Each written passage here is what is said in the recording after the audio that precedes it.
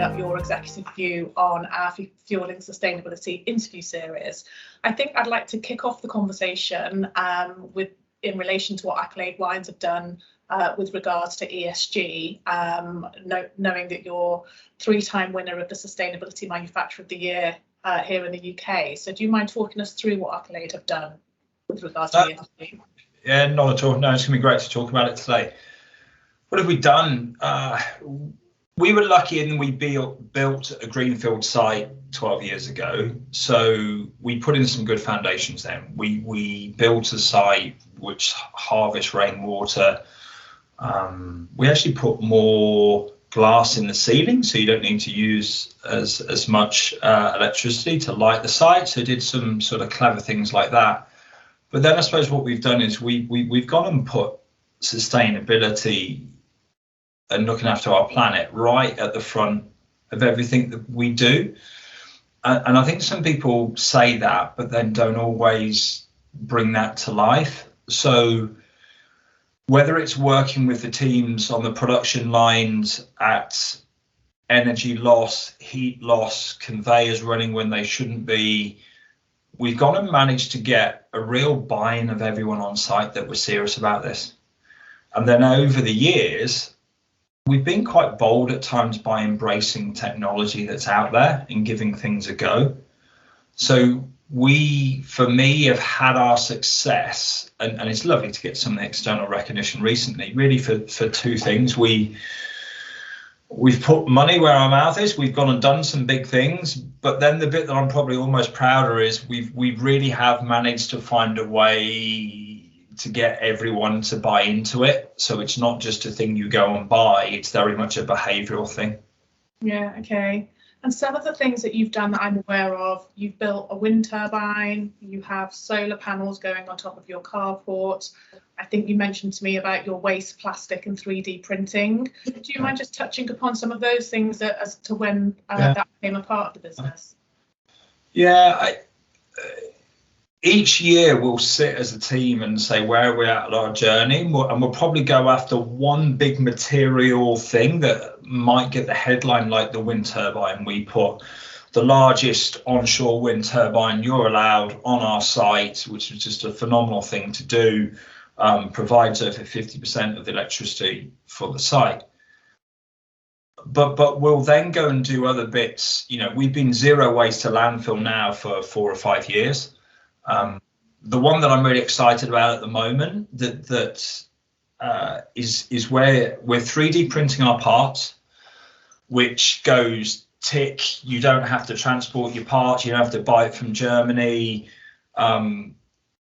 It's on site. You're reactive. You haven't got to control it. Where the team's taken it, which has blown me away now, is we're now using the backing paper, the plastic that comes in on our labels. That used to go off actually and ironically make cones, traffic cones. We're now doing closed loop on site where our waste stream, we're now 3D printing into our spare parts. Amazing. Again, that's come from embracing technology, but more importantly for me, that was some of our engineers on site going, hang on, we're 3D printing here. We know that that's going off through this waste stream. Why don't we do it ourselves? So evolutions like 3D printing with closed loop of your spare parts are real game changers for us. Yeah, huge. And it sounds like a big driver of these changes are coming from internally. So there's a good cultural kind of focus internally. But have any of the drivers been from a regulatory kind of external point of view, either regulatory or from a consumer point of view? Or does it always come from the inside out? No, I think there's regulations coming. You know, there's the plastic tax that's going to sort of hit the industry in 2 months. Everyone's still trying to understand exactly how that's going to work. So I suppose we're cognizant of it, and let's also be really clear. There's often a financial benefit to this. You know, we people are bought into the journey of looking after our planet, but there's a financial benefit. So if we can reduce our plastic, we're going to be in good shape when the plastic tax comes in. So we're on the cusp at the moment of having the first completely plastic-free pallet going into the retailers. So a lot of people have managed to strip plastic out of the primary packaging, secondary, but then the majority of pallets, or all pallets that go into the major retailers, have got this shrink wrap all around it. And we're about to do a trial with one of the major retailers who we're partnering with, where we haven't got that shrink wrap. And that's going to be great for the environment, but also we're going to pay less tax when the sort of that comes in. So absolutely regulation.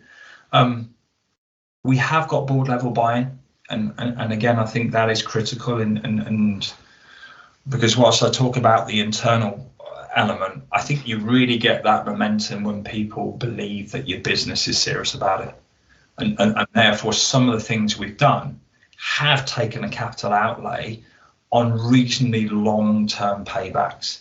So I think it's like most things, you've got to approach it from multiple directions. Yeah, okay. And from your point of view, what do you think the critical points of change will be, either for or against sustainable energy or sustainability initiatives, particularly within industrial and supply chain businesses? Yeah, I think you mentioned consumer a minute ago. It's gone up the hierarchy for the consumer without doubt, and therefore now a number of the brands that we pack, 100% carbon neutral, very much everyone's looking at how do you communicate that on your product, and then there's legislation coming in around that.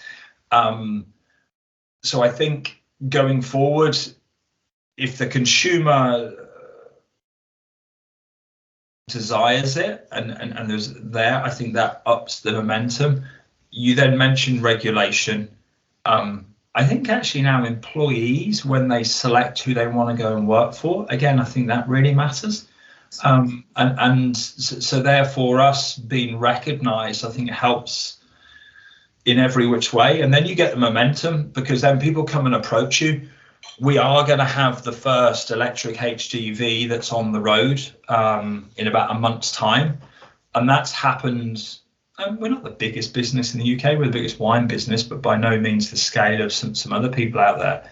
That then companies want to come and partner with you because they know that your ethos and your ethics is right, and they want to be associated with you. So we've just got that lovely momentum going now. And do you think the partnering with external either suppliers or kind of experts, is that more commonplace now than it would have been, say, 5 years ago? I think certainly with retailers, I think people have learned, whether it's economically or whether it is with regulation, it's a tough place, the supply chain at the moment, everything that's happening. So that partnering up or down, and everyone talks about the last mile. We got some recognition 2 years ago. We were moving our wine bottles with toilet paper, which again was just some crazy collaboration with big retailer, truly looking at a problem differently. You max out the weight that a truck can take with wine when you put 25 pallets on it.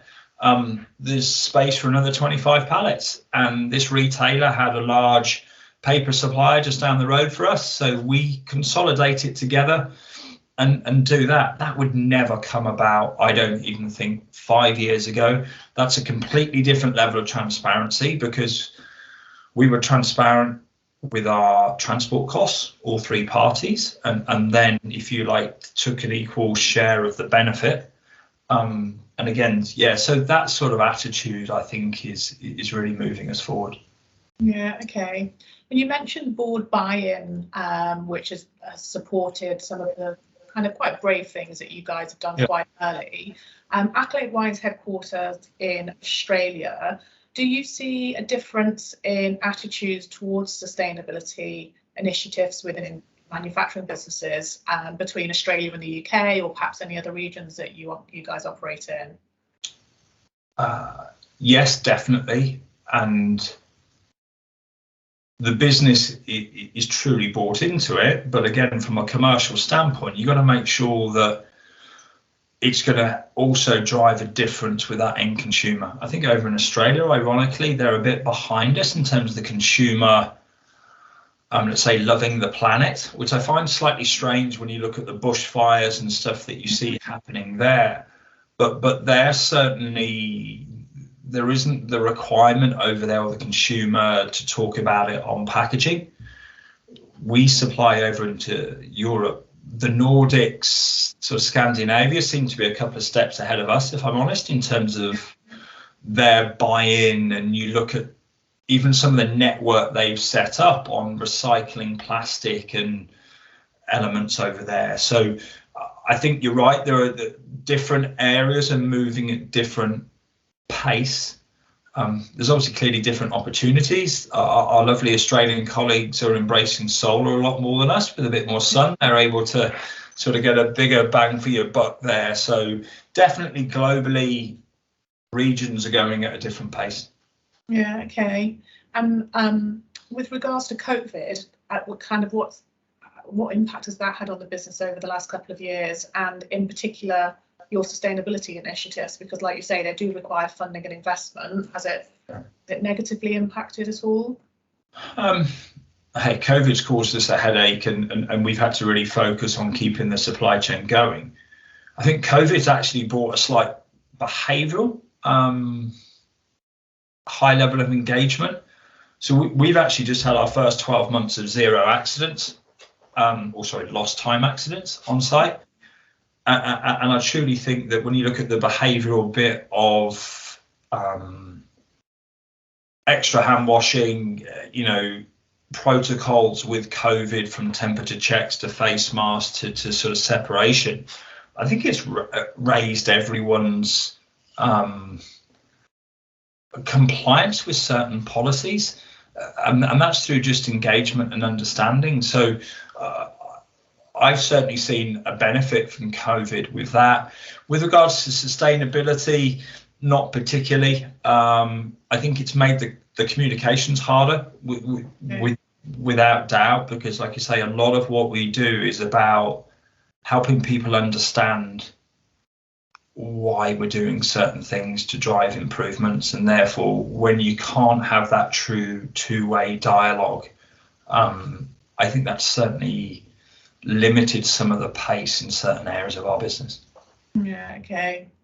In terms of behavioural changes, for the organisations out there now that are much earlier on in their journey with regards to sustainability, and it kind of, whether it's even on the agenda or not, what kind of advice could you give to somebody leading a business with regards to the behavioural changes that are needed within an organisation?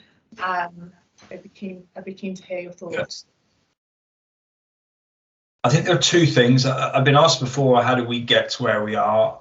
I think you got to get momentum, and I think you can get momentum in two ways. I think it's good to pick an activity or something that the business needs to invest in, because it does truly then show this isn't just something the business is doing for a bit of PR that they feel they should be seen to doing it. So you go and do something material, go and invest in latest LED lighting, go and spend a proportion of money on something. I think then, to complement that, the leaders need to show they're bought in, need to be active with some of the behavioural elements, and find a way of zero waste to landfill, if I'm honest, is one of the simpler things to pull off. Okay.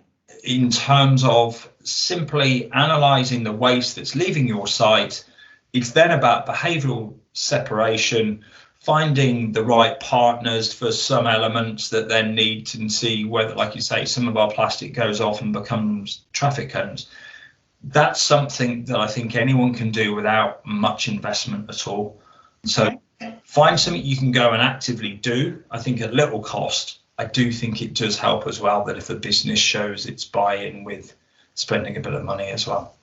Yeah, and with regards to if a business is privately backed and has private investment, sometimes I'm not saying it's easy to get the investment, but there are less challenges for kind of short-term results as you have when you're a listed business.